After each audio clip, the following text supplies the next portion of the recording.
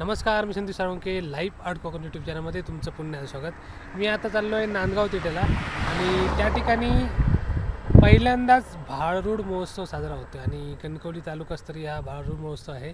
आणि भजनातील भारुडाचं महत्त्व हे त्या ठिकाणी आपल्याला म्हणजे पूर्वीच्या भजनामध्ये भारुडं म्हणजे डबल बाऱ्यांमध्ये जे आपलं नॉर्मल पारंपरिक डबल बारी त्याच्यामध्ये भारूड ही गोष्ट असायची. आता 2020च्या जमान्यात भारूड ही गोष्ट भजनातून कमी झाली आणि त्याच भारुडाचं महत्त्व समजून घेण्यासाठी किंवा त्या भारुडाचं महत्त्व लोकांपर्यंत पोहोचवण्यासाठी आणि भारूड म्हणजे काय हे सर्व आपण त्या ठिकाणी जाऊन समजून घेणार आहोत. कारण त्या ठिकाणी अनेक बुवा येणार, जवळपास 12 बुवांची त्या ठिकाणी भजनं होणार आहेत भारूडची आणि दिवसभर हा कार्यक्रम चालणार आहेत. आता मी नांदगाव चाललो आहे आणि त्या ठिकाणी ह्या कार्यक्रमाचं आयोजन कशा प्रकारे चालू आहे ते बघूया. त्या संतांनी त्या विभूतीने आपल्या वाणीनं आपल्या विचारानं आध्यात्मिक सिंचन मागे ठेवलं आणि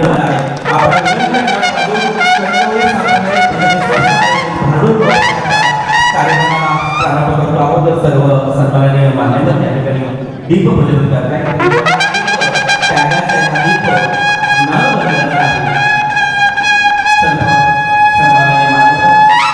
भारूड महोत्सव जे भारूड संत गणपती बाप्पा या ठिकाणी 14 विद्या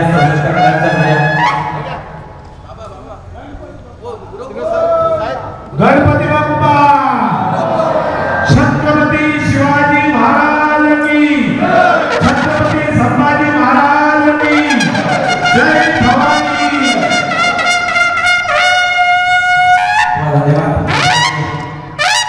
कणकवली तालुका सामुदायिक भजन संस्थेचे अध्यक्ष सन्माननीय पार्वती यांनी या ठिकाणी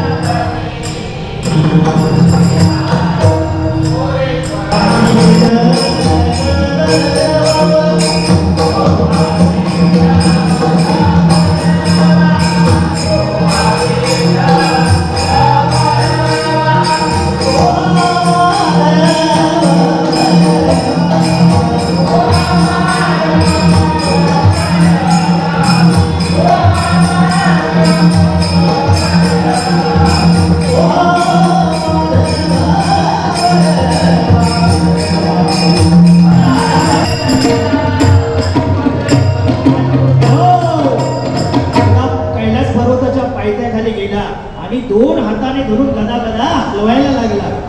कैलास बरोबर हलवायला लागला. त्यानंतर काय झालं बघा, कुणाला कळलं? पार्वती मातेला कळलं. पार्वती माते हो ना काहीतरी बोलले, होणार घात बोलले. काय शंभू महादेव सांगतात प्रथमे आत, मग काय तर सांग निवांत. त्याने सांगितलं, ते बोलले काही काळजी करू नकोस, तुला बघायचंय त्या रावणाला गर्व झालेला आहे, तो अतिशहाणा झालेला आहे. त्याचं काय होतंय ते बघा. अतिशहाणा त्याचा बैला रिकामा, अतिशहाणा त्याचा बैला रिकामा, अतिशहाणा त्याचा बैला रिकामा, अतिशहाणा त्याचा बैला रिकामा, अतिशहाणा त्याचा बैला रिकामा,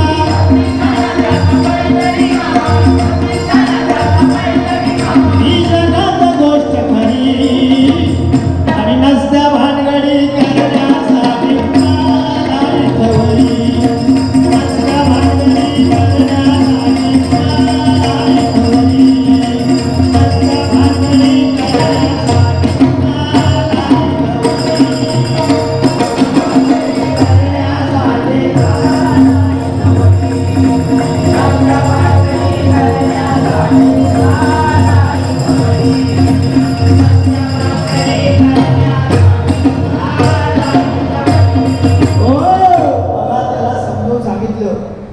केलं, त्या शंभू महादेवानी शंकराने डाव्या पायाच्या अंगठ्याने काय केलं, पर्वत दाबला.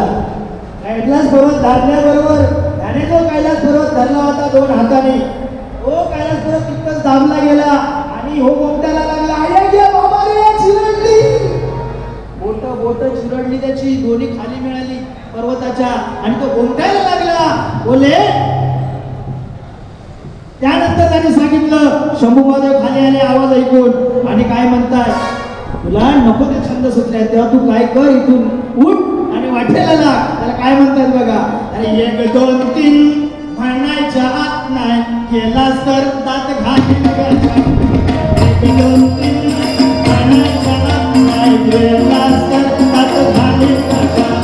थोडीशी नवला तू हात तेव्हा तुझं पाटील मी स्वर्गात. थोडीशी नवला तू हात तेव्हा तुझं पाटील मी स्वर्गात. थोडीशी नवला तू हात तेव्हा तुझं पाटील मी स्वर्गात.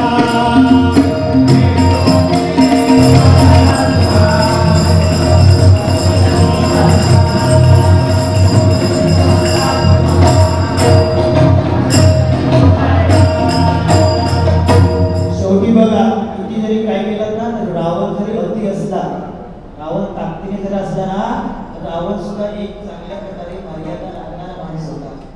सीता पळून नेली रावणाने, मग त्याने आपली मर्यादा सोडली का? नाही सोडली. त्या सीतेला त्याने आपल्या मदतीने तिचं स्वागत केलं, वनात शेवटी तशी ठेवली, त्याने आपली मर्यादा राखली. की रावणाने आपली मर्यादा सोडली नाही. तरी सुद्धा आज या जगात त्या रावणासारखे कित्येक रावण झालेले नाही का. तर रावणाने मर्यादा सोडली काय, तर आपल्या या जगाचे झाले रावण मात्र ती मर्यादा सोडतात. म्हणून या ठिकाणी एकच सांगू शकेल मंडळी, ही जुनी पुराणातली कथा आहे, ती ऐका, खरोखर ऐकण्यासारखी आहे आणि त्यातून काही तुम्हाला घेता येते घ्या. सारं तर घ्यावे, असारं ते जाणून द्यावे. कारण एकच चालवली तिने लोक. त्या भगवंताने प्रत्येक युगायुगात आपल्याला काय केलेलं आहे, अवतार घेतलेला आहे. द्वापारे रामकृष्ण आणि कलौ श्रीपाद श्री वल्लभाय नमः. प्रत्येक युगायुगात त्या भगवंताने अवतार घेतलेला आहे. शेवटी त्या भगवंताची लीला खूप वेगळी आहे. शेवटी काय झालं बघा, त्याला समजून सांगितलं.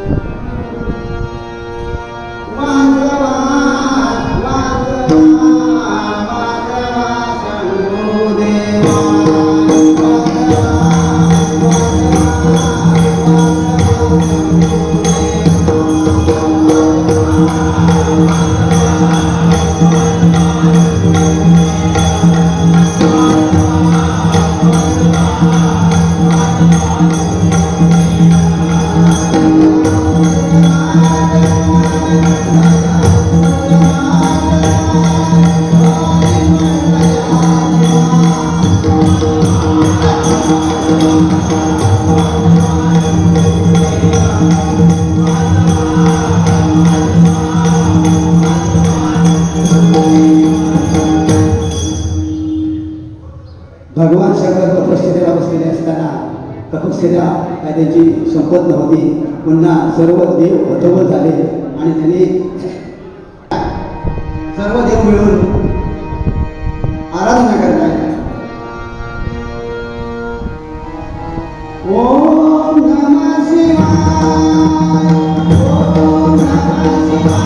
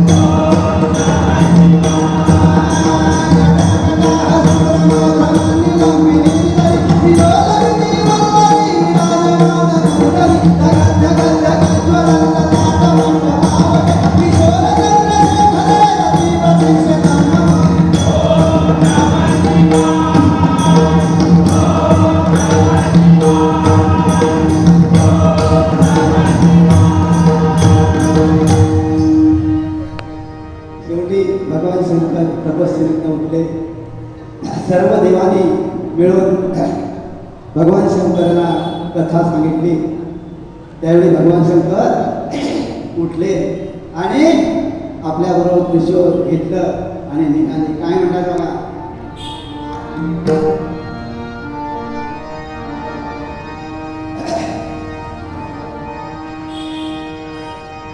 विक्रमात